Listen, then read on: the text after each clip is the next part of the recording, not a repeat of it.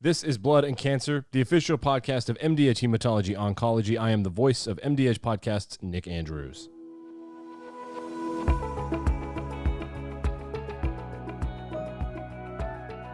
This week on Clinical Correlation, the importance of advanced directives.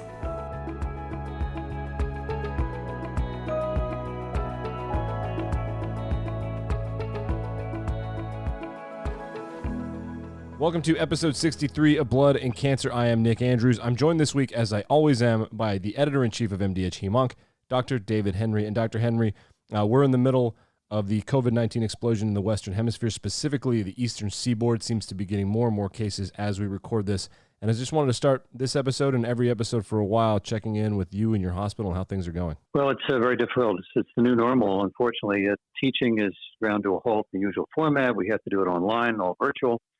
Works, a little tricky, but works. And then for me, in particular in the outpatient setting where chemotherapy happens, I can't not see those patients. So we have as few staff as possible. Our wonderful chemotherapy nurses do their thing. And then the rest is all telehealth, this whole new modern thing of virtual, either phone or video. I've done a few now each day, and my schedule is lining up as I do some more at the office or at home to stay away from the center as much as possible. And it works. So it's a fascinating new format in this new normal. And we'll talk more about that coming up when we discuss our interview guest. And if you're wondering why it sounds like Dr. Henry's on the phone, it's because he is. One of the fallout, or some of the fallout from this, is that Zoom, the program that we and a lot of people use to connect, especially in this time that everyone is quarantined, the internet connection and the program is just overrun. We have to do it old school. You're calling in like a radio show. Correct. It's a call-in, right. So we'll get into our interview guest, who is Dr. Susan Dent. She is associated with Duke. We'll talk about her in a moment, but I want to start discussing clinical correlation. And I didn't know if you knew this about me, but I got my big break in acting. That's right. I have an agent and I do commercials, mostly just dorky dad stuff. But the first thing I ever did was an advanced directive PSA, and I learned how important it is, whether you're in your 20s, 30s, 40s, 50s, and possibly never more prevalent or in the public eye than it is right now, but something that those in hematology and oncology know all too well. Well, certainly I do believe you could be an actor because you have a wonderful timing and voice and add me to your fan club. And the advanced directive is so important. Of course, people will be thinking about that a lot as they face mortality of self or loved ones and what might happen with this virus. But when this is over, it certainly should still be something in everyone's mind sooner or later, because no one knows what you're thinking unless you tell them, and it's communicated to loved ones or significant others or powers of attorney and written down. So that's coming up after the interview, as it always is, clinical correlation with Dr. Ilana Yurkiewicz. Let's discuss this week's guest. She is Dr. Susan Dent with Duke. That's in North Carolina, for those of you that don't know. She is the coordinator of the cardio-oncology program at Duke, and you got into that with her. You also discussed COVID-19 and, like we mentioned earlier, all of the rise of telehealth and how that's going. So what do you remember about this conversation? Yeah, so the beginning, of course, she'll hear what her world is like, very similar to some of the comments I made, and she elaborates, and I think it might be useful for our listeners to see how it's happening at a different center and how she's facing it in the telehealth in particular. And then we get into, she's a highly specialized person, the Cardiotoxicity medical oncologist, does quite a bit of breast cancer. And so we went at that and whether that can affect the heart. So we talked about trastuzumab, and there's a whole literature on how to follow. She discusses that with us. Then anthracyclines are well known, and she thinks that maybe we should be thinking about looking at the heart and finding what might be wrong earlier than the 450 or 550 per meter squared that we often quote to trainees. And then finally, the explosion of the immunoantibodies, the oncology antibodies now, that's 5 or 6 of them in multiple 6, 7, 8 indications, and how they can, fortunately, it's pretty uncommon, but they can cause myocarditis and a very significant heart failure. So she talks about how to watch for and diagnose that. So the interview comes complete with show notes. The show notes include an outline to the topics discussed, as well as some quick hitters if you just want to scroll, if you remember, or if you want to jog your memory about what was discussed. You can find the notes in whichever app you're listening to and get some more information. Wanted to mention real quickly that in this unprecedented situation in our lifetime and in the age of the internet, we want to open up the phone lines, as it were, to email the show, email us at MDEdge if you have anecdotes or if you have any ideas for topics that we should discuss in the time of COVID as it pertains to hematology oncology. We welcome those. We would love to talk to you or simply read your emails or or share your experiences. The email address is podcast@mdh.com. You can find us on Twitter @mdhhemonc. And if you'd like to communicate with Dr. David Henry, he's on Twitter as well. He just passed the 1,000 follower mark on Twitter. That's @DavidHenryMD. You're famous now. Unbelievable. So I thank you to my Twitterverse out there. And you can also visit us and see the show notes or previous podcasts and a lot of useful information about what's happening in oncology and, of course, what's happening with the COVID virus on our website, mdh.com/hematology-oncology. So please visit us, and I hope you enjoy this podcast. Coming up next, Dr. David Henry and Dr. Susan Dent.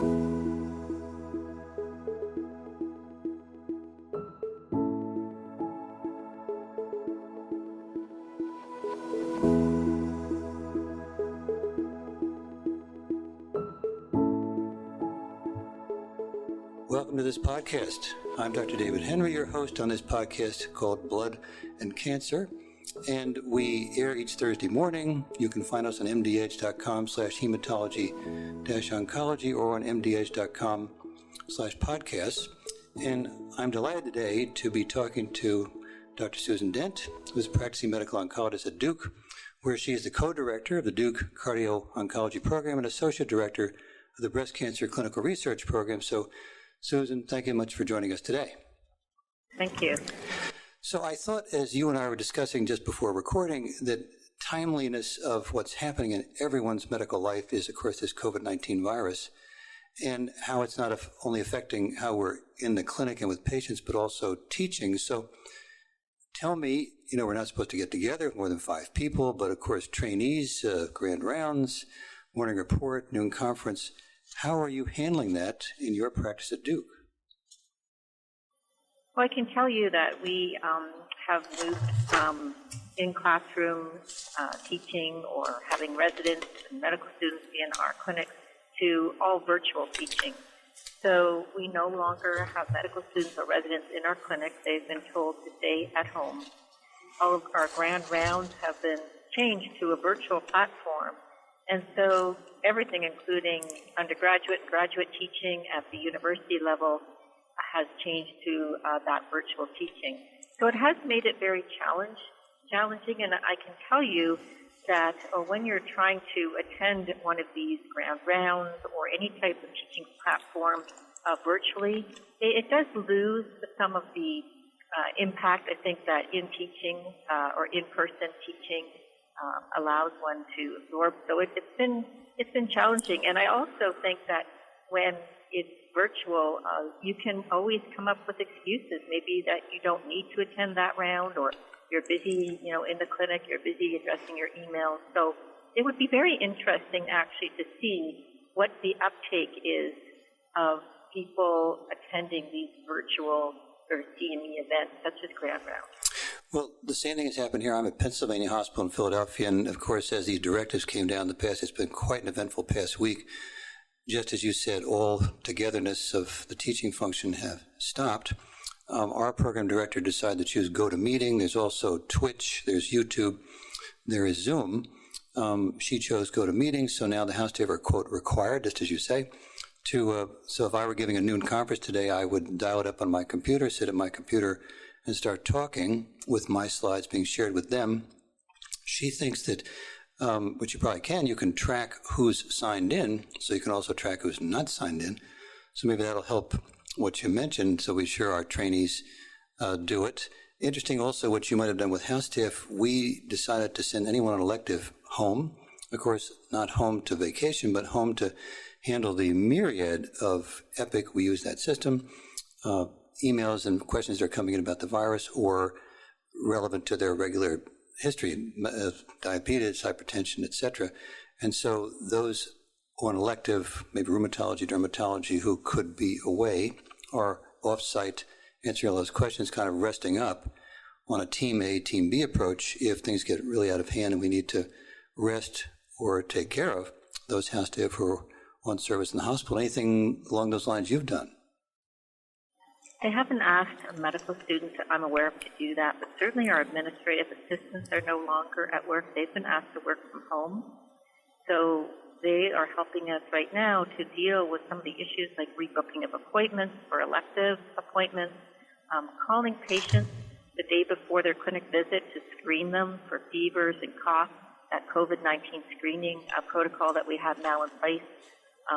And so that has, another responsibility that we've asked them to take on. They are no longer physically in the office buildings per se. In terms of other teaching opportunities, I would say they are pretty limited. Yes, I agree with you that you can have people who signs in, but given the evolving situation on a day-to-day basis, the rules keep changing as this crisis evolves. I sure do. I'm not sure we're going to be able to keep up that expectation. We are actually asked now, we're being asked to sign on as a potential volunteer should they run out of staff and the front lines of the hospital. And so every day there's something different that's happening. In fact, we're getting emails twice a day now, at the beginning of the day and at the end of the day, giving us an update of the current situation. So while I think that teaching is very important, I'm not sure at some point the crisis may be to the point where we can't keep up, the level of education that we're used to providing. Boy, it's a sobering point, but I think a very well done, well taken point. How about telehealth? I've just started this week doing patients who are in for a 3, 6, maybe 1 year follow-up, who physical exam maybe not that important, but talking, symptom check, lab check, if they've been done elsewhere, could be reviewed. Are you doing some of that? So we've all been given the learning module to go through for telehealth, and that is definitely something that we are looking into. So yes, I think there is an opportunity for telehealth. Actually, I'm Canadian. I came down here to youth about 18 months ago, and telehealth, I would say, is quite advanced in Canada. Really? Simply for the reason of distances and the weather-related issues. So in Canada, some patients may live hundreds of miles away, or because of the winter and the weather-related issues, we have been using telehealth for a number of years. And so this is a perfect application that I see where you do not want someone coming to the hospital setting and risking or putting someone else at risk of infection from this virus when they really just need a simple 15-minute follow-up visit to check in to make sure they're doing okay. So yes, I think this actually has the potential to change how we think about practicing medicine in the U.S. Clearly. What a good point. So you're, for those reasons, quite experienced. Well, we're unfortunately getting a lot of experience right now and a lot of stress on the staff and many people as possible working off sites. My particular area is like at least down by a quarter, if not more, of people, the billers, the MAs, the medical assistants are kind of switching off in the lab, so forth. Well, we might circle back to that, but I'd like to use the balance of our time to take advantage of your expertise in oncology, cardiac oncology. The areas that always come up to me just to highlight them, my questions, one is our HER2 positive space where those patients get trastuzumab or a drug like it, and how you're watching the heart. And then on this corollary is anthracyclines and how they affect the heart. And is ejection fraction really enough? And what about the liposomal doxil? And then finally, immuno-oncology antibodies and what they can do. So how are you addressing and recommending we do HER2 positive patients on trastuzumab or some of the drug antibody conjugates and watching the heart? That's a really good question. Maybe I'll talk a bit about first the HER2 drugs and the HER2 conjugates. So they have been in use in the treatment of breast cancer now for many years, and in HER2-positive gastric cancer as well. And we've learned, I think, over the last decade or so that these drugs, if administered correctly, probably have some cardiotoxicity, but limited if they're given appropriately. So we know that the mechanism of cardiotoxicity associated with these agents tends to be more of a stunning of the heart. It doesn't have the same mechanism as anthracyclines, which cause cardiac myocyte cell death.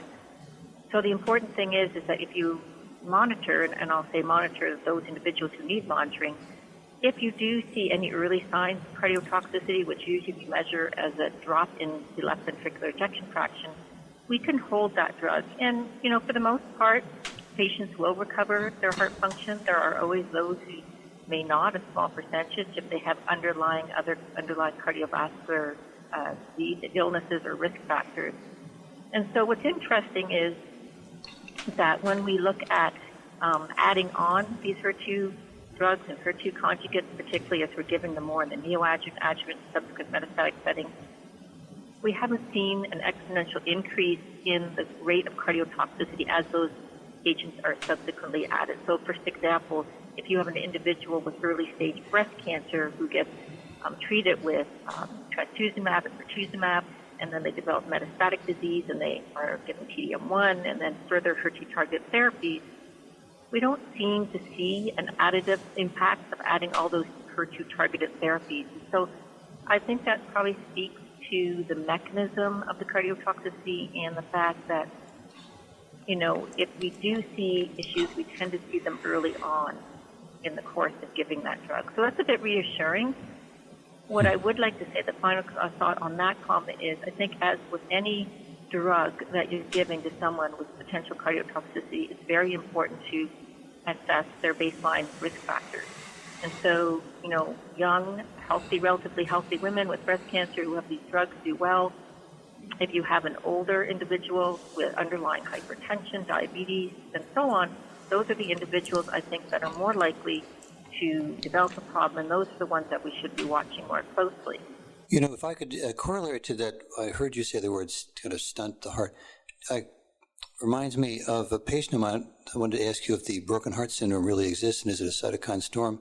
A patient of mine was a Holocaust survivor, and an author decided to interview her and write about it. And of course, these terrible things happened to her when she was a child, and she went into congestive heart failure and needed to be admitted and came out of it days later without coronary disease. Is that a real phenomenon? Yeah, so I think we all have cases of that. I had also a young woman who had 3 cycles of trastuzumab in the adjuvant setting for early-stage breast cancer, developed a very low ejection fraction of 20-some%. And so I think this also really speaks to the fact that there are individuals out there who may tolerate much lower doses than we would anticipate, and that may be because of their genetic makeup. But also, if you go back, at least in the cases I've seen, many of those women had anthracyclines at some point in their treatment. So the anthracycline predated offering them the trastuzumab-based therapy. So I don't think it's as simple as saying that, if you have so many cycles and you're at risk. I think there are definitely individuals out there who do not behave as we think they should behave when they get these drugs. And I think we probably have to have a better understanding of their genetic makeup and what places them at such increased risk based on a small amount of drugs. Well, that, I guess, takes us then to the anthracyclines. And I remember being in an audience at ASCO, it's a while ago, maybe 10, 15 years, when there was a cardiologist, I believe she was on stage, I might have been you, a cardio-oncologist, who said to us, ejection fractions only in following anthracycline potential for toxicity, as you especially get to that 550 per meter squared point, really are too simple. We need to be measuring things a little better. So what's your take on anthracyclines and watching for the cardiac toxicity? I think we've learned a lot about anthracyclines over the years, and what's clear to me is that as going through my medical training, we were always taught that if you stayed under this magical dose of 450 milligrams per meter squared, lifetime dose, that you should be okay. But we know that's probably not true. In fact, the ASCO guideline talking about how do you define those at risk, and that bar has been moved down, and they define anyone who's had over 250 milligrams per meter squared as being at risk, in particular if it's in the presence of other cardiovascular risk factors, including age over 60, hypertension, diabetes, and so on. So we've definitely moved the bar down to a lower value. I think some of my cardiology colleagues would argue that there's no dose of anthracycline that's absolutely safe, that dose that you're given has to be taken into the context of the individual that you're giving it to. Mm-hmm. So while a young woman might tolerate, 4 doses of anthracycline for her breast cancer, an older woman or a woman with diabetes and coronary artery disease pre-existing and other risk factors may not. So each person, I think, has to be considered on an individual basis. And I think what we've come to realize is that we really have to respect anthracyclines, and we really have to think carefully before we give them. We don't want to compromise cancer outcomes. That's not our goal. But is there anything that we can do to try and lessen the risk. And so, measuring the LVEF by echo, simplistic, yes. Is it enough? Probably not, because by the time your LVEF drops, you've already got cardiotoxicity. Mm-hmm. So many of us would say, well, maybe we should be doing those patients at risk. Maybe we should be looking at cardiac biomarkers such as troponin and BFP. The jury's still out on exactly how to do that, but we should be combining that with looking at their risk profile, biomarkers, cardiac imaging. We probably need to be doing a little bit more upfront. And if those individuals have poorly controlled hypertension or diabetes, we need to look at trying to bring those risk factors under better control so that we're minimizing the potential risk from anthracyclines. So if I understand, then we're going to give a woman 4 cycles of AC, the adriamycin dose being 60 per meter squared, so not a total dose that might be worrisome, but we take into context her age and her other comorbid disease along with that ejection fraction and watch for trouble going forward, not repeating of the ejection fraction unless we see some problem. I mean, the current guidelines suggest you should do one at least at baseline, and then in the absence of symptoms or other issues, they would say, 6 to 12 months after you've completed an anthracycline-based chemotherapy. Not everyone is doing that, but that's right. just to give you an idea of some of the effects, because if they occur, if you do see some anthracycline-induced cardiotoxicity, there's actually good research now to show you that if you do something about it early, you can actually reverse some of that, even though we've always thought it's totally reversible. If you pick up any anthracycline-induced cardiotoxicity within 12 months, ideally even with 6 months, you may be able to reverse that with cardiac medication. Okay. Well, that leads me to the liposomal anthracycline, trade name Doxil. I happen personally to give a lot of that because of HIV oncology and Kaposi sarcoma. It's so effective, but rarely see a heart problem whatsoever, almost getting away from checking ejection fractions ever. What's your take on the liposomal anthracycline in the heart? We know liposomal preparations are less cardiotoxic. In the breast cancer world, however, they have not really been adopted. I've not seen many studies done with them. And so, we've been limited, I think, by what's approved in the treatment of breast cancer. And as it stands now, it's, an anthracycline. I think we've seen some of more Doxil used sometimes in the metastatic setting after patients have had, perhaps previous exposure. But it's not really been adopted clinically in the adjuvant setting. And if you look at the clinical trials that have been done, you really don't see Doxil being used in the clinical trials. So it's very similar to the case of the use of desrozoxane, which is, actually the only approved cardioprotectant by the FDA. It's approved for women who've had 300 milligrams per meter squared or more of doxorubicin in the metastatic setting, but it's not approved in the adjuvant setting. Mm-hmm. So here's the case of, ways we have to reduce cardiotoxicity that have not been really clinically adopted for a variety of reasons, with desrozoxane because of the fear of secondary malignancies or myelosuppression, which aren't really true, but it's really hampered its ability to be used for early stage disease. So I think there are possibilities out there, but there's limited experience with the use of those. So people will go with those drugs that have been, tested in trials and approved, and that's where we sort of are in terms of, preventative strategies. So that takes me to the final point I wanted to ask about in the heart and its potential toxicity is this explosion of the use of the immuno-oncology antibodies. We now have labeled indications for bladder, for kidney, for lung, for Hodgkin's disease. And I've personally seen one, fortunately not many, but we're told that it can give you a myocarditis. So what is your experience and your recommendation where this might happen and what to watch for? Myocarditis is certainly one of the many side effects that we see with immunotherapy.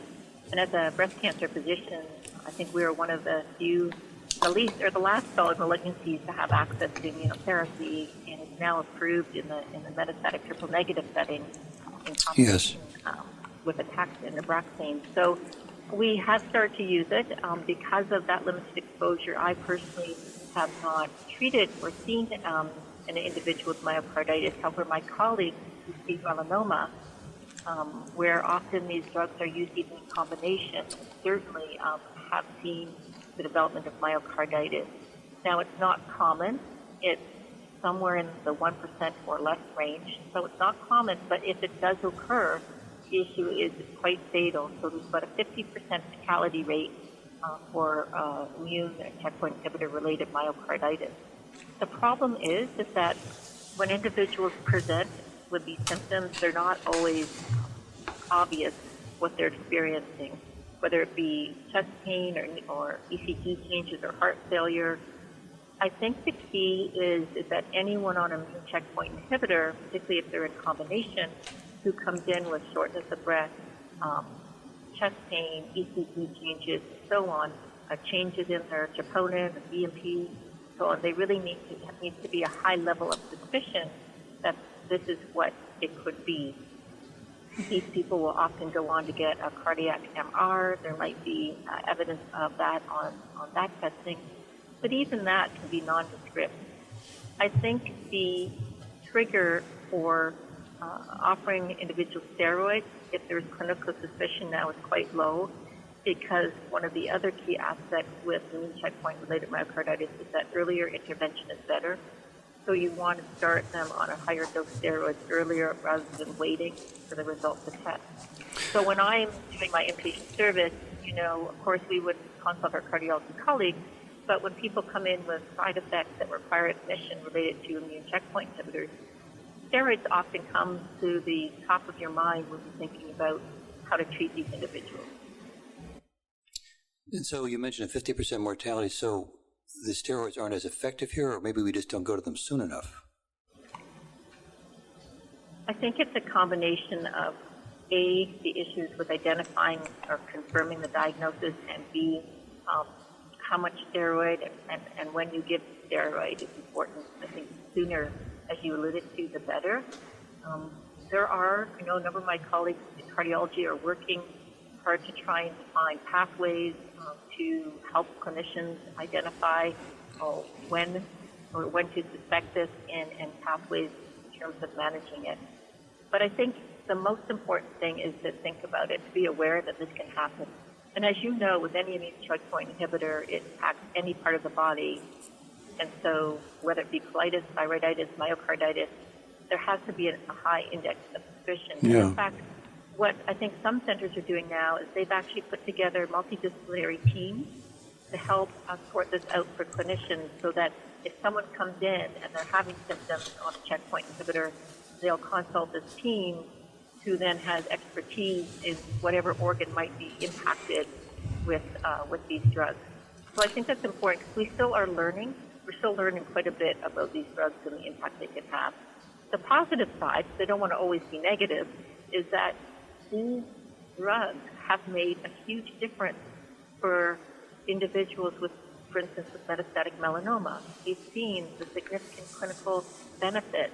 And so, like any new drug that comes into our armamentarium, I think we need to learn how to manage the toxicity so that our patients can gain access to the potential clinical benefit.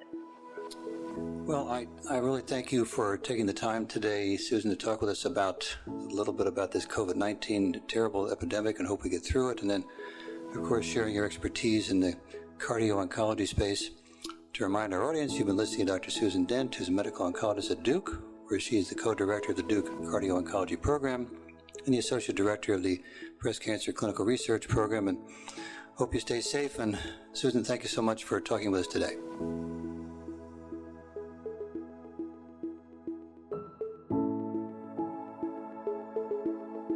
This week on Clinical Correlation, the importance of advanced directives.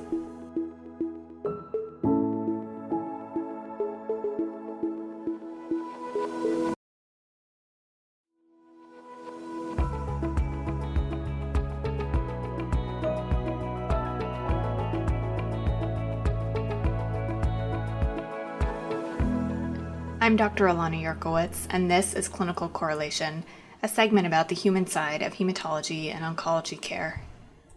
It's impossible to go about business as usual with COVID-19 raging across our country and our world and endangering patients and healthcare providers. It feels impossible to record a podcast not mentioning it. But as COVID-19 goes on, even if nothing is business as usual, there are parts of medicine that are. And perhaps this can be a reminder to talk about something very relevant to our patient population: advance directives. Advance directives are written statements indicating your wishes for medical treatments, and they can be as general or as specific as you feel comfortable with. Some important things commonly addressed are whether you would want to be resuscitated if your heart or your lungs stop, requiring chest compressions and ventilator support. Voicing these specific wishes in oncology is a complicated and individualized topic. People often don't know or can't imagine what they would want in certain circumstances that are hard to picture today. These wishes can also change over time, and that's perfectly okay. If you don't know exactly what you might want, the most important thing to specify in an advance directive is your healthcare proxy, the person you would want making decisions for you if you are unable to speak for yourself. For healthy people, this can be a hard subject to talk about, but it's really, really important. I recently went over my own advance directive with my sister and made sure I documented everything. Advance directives are part of the hoping for the best but preparing for the worst mentality to serious illness.